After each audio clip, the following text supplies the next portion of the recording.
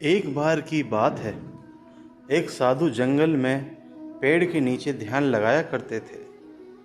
वो जब भी ध्यान करने के लिए आते तो देखते कि एक लकड़हारा रोज लकड़ी काट कर ले जाता था। एक दिन साधु ने उस लकड़हारे से कहा, सुनो बंधु, तुम पूरा दिन मेहनत करके लकड़ियां काटते हो, इससे तुम कितना कमा लेते हो? लकड़हारा बोला, साधु महाराज, इससे बस घर का गुजारा ही चल पाता है। तब साधु ने कहा, तुम जंगल में थोड़ा आगे जाया करो, वहाँ तुम्हें चंदन के पेड़ों का घना जंगल दिखाई देगा। वहाँ से अगर तुम एक दिन लकड़ी काट कर ले जाओगे तो तुम्हें एक हफ्ते तक लकड़ी काटने की जरूरत नहीं पड़ेगी। साधु की बात सुनकर लकड़हारे को उनकी बात पर विश्वास नहीं हुआ, पर फिर भी उसने सोचा, चलो आज आगे चलकर देख ही लेते हैं कि वहाँ चंदन के पेड़ हैं या नहीं। हो सकता है ये साधु महाराज सच बोल रहे हो।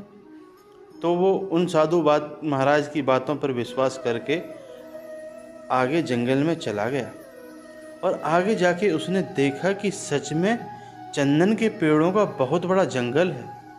वो जब लकड़ी काट कर लौटा तो साधु महाराज के चरणों में गिर गया और बोला, महाराज मुझे क्षमा कर दें, मैंने आपकी बातों पर संदेह किया, क्योंकि मैं सोचता था कि मुझसे ज़्यादा इस जंगल को कोई नहीं जानता है। साधु ने उसे उठाया और कहा, कोई बात नहीं, जब जागो तभी सवेरा। अब जाओ और चंदन की लकड़ियाँ काटो। अब उस लकड़हारे के दिन बहुत मज़े में बीतने लगे। अब वो हफ्ते में एक दिन जंगल जाता और चंदन की लकड़ियाँ काट कर लाता और बाज़ार में बेच देता, जिससे उसका एक हफ्ते का खर्चा आसानी से चल जाता था। एक दिन जब जंगल में लकड़ियाँ काटने के लिए वो जा रहा था तो साधु ने उसे रोककर कहा, तुम क्या जब से चंदन की लकड़ियाँ ही काटे जा रहे हो, जंगल में आगे नहीं गए? तुम्हारे मन में कभी ख्याल नहीं आया कि इससे आगे भी कुछ हो सकता है? लकड़हारे ने चौंक कर कहा कि ये तो मैंने कभी सोचा ही नहीं कि चंदन के पेड़ों के आगे भी कुछ हो सकता है।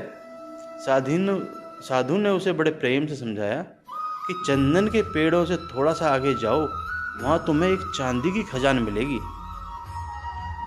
अब ये लकड़ियाँ काटना छोड़ो और एक बार की खदान से निकाली गई चांदी में तुम पूरा 2-3 महीने आराम से कर चला सकोगे।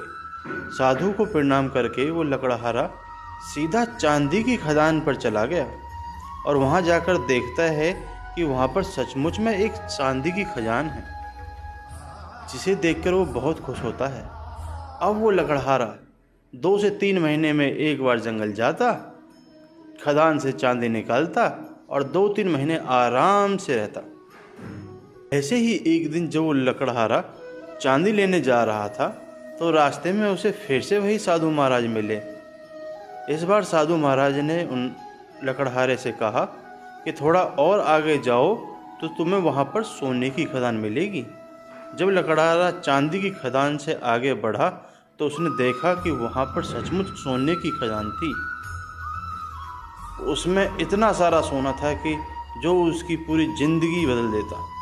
सोने की खदान मिलने के बाद वो लकड़हारा साल में एक बार जंगल में जाता और साल भर मस्ती से अपना जीवन जीता। एक दिन जब वो सोना लेने जा रहा था तो साधु महाराज ने उसे रोका और बोले, क्या तुम कभी जागोगे या नहीं, या हर बार मुझे ही तुम्हें जगाना पड़ेगा? क्या तुम्हारे मन में जिज्ञासा नहीं होती कि इससे आगे चलकर देखूं कि जंगल में और क्या है? लकड़हारा हाथ जोड़कर बोला, महाराज मैं तो मंद बुद्धि ठहरा, मेरे मन में कभी ये ख्याल आया ही नहीं।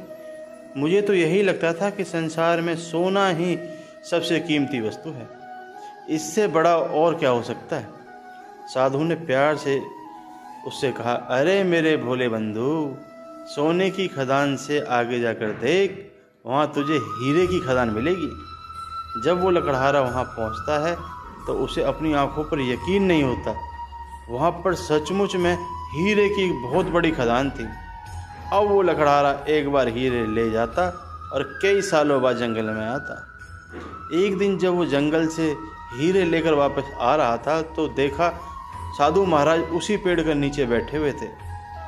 साधु ने उसे देखते ही पूछा, अरे बंधु, तुम्हें कुछ और भी चाहिए या फिर तुम्हारे मन की तृप्ति हो चुकी है? लकड़हारा बोला, साधु महाराज, मुझे माफ़ कीजिएगा, लेकिन मेरा जीवन पहले अधिक सुख में था। रोज़ जंगल जाता, लकड़ियाँ काटता और मज़े से रहता था।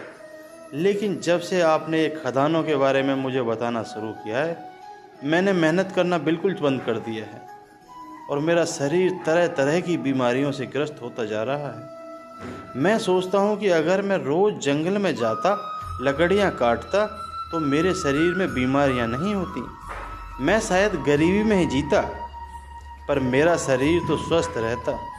साधु उसकी बात सुनकर ज़ोर ज़ोर से हंसे और बोले, तुमने कभी ये ख्याल ना किया कि हीरे से आगे क्या हो सकता है?